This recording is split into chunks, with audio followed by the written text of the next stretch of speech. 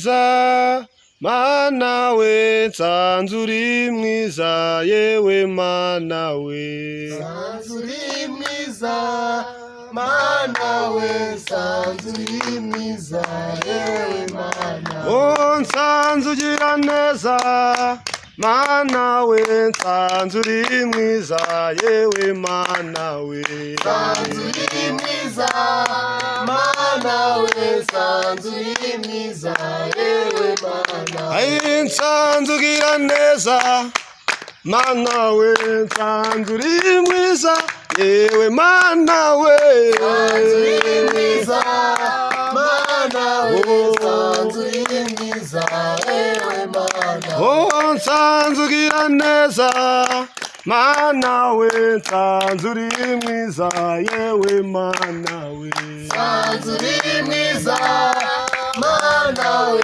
nsanze uri mwiza yewe mana we. Haleluya, amena. rero bakristo tugiye kwakira umushyitsi watugendereye kuri uyu munsi. Umushyitsi yaturutse mu karere ka Kayonza, tukaba tugiye kumwakira mu muhamashyi tumwakira. Yego. Shatse kugukurikira buri munsi mwami Yesu, mu gihe cy'umunezero ndetse no mu mubabaro, ubwo watubanjirije tuje tugukurikiye, tuzi rwose kuri hafi yo kutugeza mw'ijuru. Ubwo rero ubwo watubanjirije tuje tugukurikiye, tuzi rwose kuri hafi yo kutugeza mw'ijuru. Sinahora mbaririza, sinahora mbaririza urugendo rwawe Yesu, cyangwa se ngushidikanye kugukurikira Yesu. Haleluya, haleluya bene data. Amen. Rero bavandimwe inshuti z'umusaraba, twahuriye muri buno butayu kugira ngo twumve icyo Imana iza kuvugana natwe. Ariko mbere ko twumva ijambo ry'Imana, reka dusabe mwene data adushyira imbere y'Imana kugira ngo tuze kumva icyo Imana ivugana natwe. Mana yacu ikora ibitangaza, dore ngo tutagiye kumva ijambo ryawe ugeze kandi uritunganye. Amen. Haleluya, Amen. haleluya, Amen. haleluya. Amen. Imana ishimwe.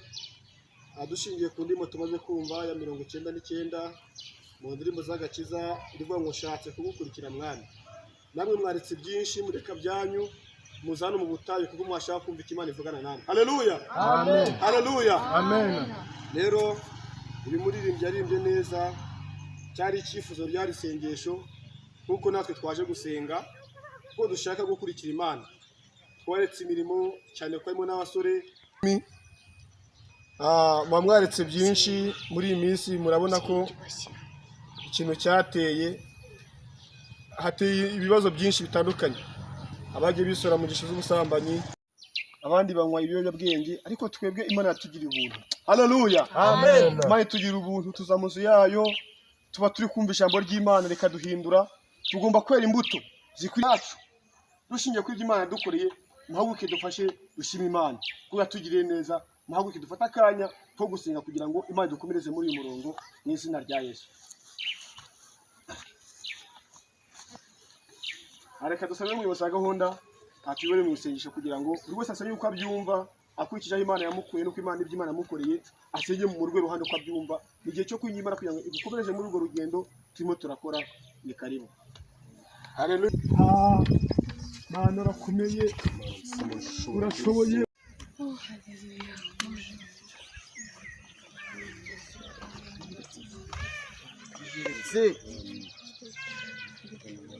toka jina amen.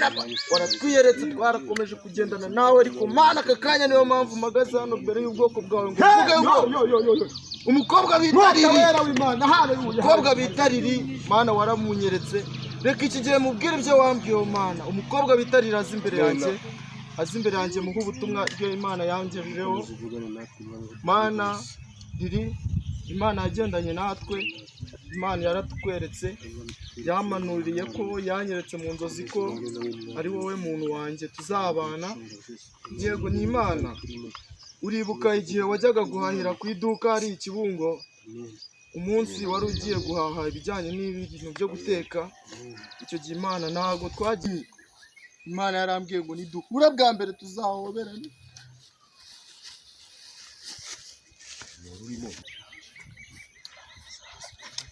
Ngo mwahuriye ngo kuri butike ntitwari kumwe, wajya uganya ibintu by'uburaya ugakora umurimo w'Imana.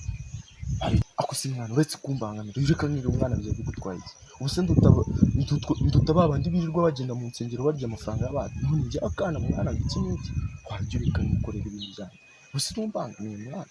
Kurya mwana rero icyo bivuze, kora umurimo w'Imana ushyizemo imbaraga n'ubushake n'ubushobozi, hanyuma Imana izaguha umufasha ugukwiriye. Umufasha ugukwiriye. Rega Imana nawe ubwo yaravuze ati nimubura ubwenge nzabata, sibyo? Aretse mukuje umwana mu rusengero uracaka iki muvana? Wanyoroheye muvana, sibyo?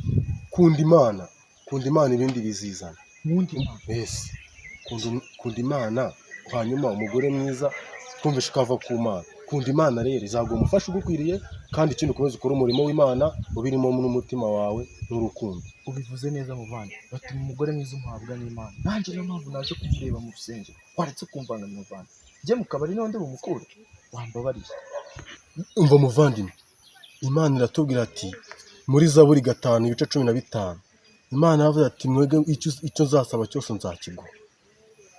Imbere y'Imana rero uyereke imirimo yawe, uyereke imbaraga zawe, kandi icyo uzasabwa cyose uzagihabwa mu gihe gikwiriye. Imbere y'Imana rero uyiyereke, uyisabe ibyo ukeneye uzabibona. Cyakoze muvanda akantu ngiye ni sawa pe. Nanjye ninavangiwe biterwaga n'ibintu nyine byanjye ku giti cyanjye, naho ubundi nta Mana yarindimo. Ariko reka ngende nsaba imbabazi njye imbere y'Imana bansengere, rebe ko nanjye ntazabona umudamu mwiza kuko turuka ku Mana. Gusa urakoze kungira inama.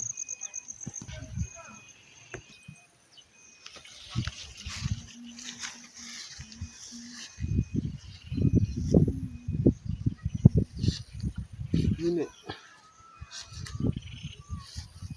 nyuma y'ibyo mugenzi wanjye yarambwiye, ndebye ko ibyo nari nakoze bitari byo, nari nje gusaba imbabazi kuko nanjye ibyo nari nakoze byari urukundo, ariko nyine umukobwa yambabariye ibyo navuze nabeshyaga. Nabeshyaga Mwese wabwiwe n'iki ko nagiye guhaha? icyo gihe nyine twarakubonye ugiye guhaha, nari ndi kumwe na mugenzi wanjye niwe mubyatiye ibintu si sawa nyine, ariko twarakubonye ntabwo yameretse. Imana ikubabarire. Murakoze. Imana igira ite? Imana ibabarire. Imana muri iyi minsi bareze, birakwiye ko dusenga tukagira umwuka wihishurirwa, tukamenya abahanuzi b'ibinyoma. Dushimira Imana itumye na mugenzi wacu mwene data nawe uhindukira n'Imana ikuye mwene data muri dendo byaha akaje mu nzu y'Imana. Imana ishimwe rero kuko nawe avuye mu bibi yinjira mu byiza. Reka tumusengere kugira ngo Imana imuhe imbaraga zo gukomeza kunesha ibi avuyemo. Reka nanone twifashishemo na mushiki wacu wari ubeshyewe atwije muri uwo mwanya dusengera mwene data kugira ngo Imana imuhe imbaraga zo gukomeza muri uru rugendo. Karibu. Mwami Imana, ndagushimiye ko bene data umuvandimwe wacu yemeye kuva mu byaha, yemeye kuva mu gushukana, yemeye kuva mu bishuko by'umwanzi. Data turabigushimiye kandi akomeze kumva gusenga no kubaha Imana mu izina rya Yesu.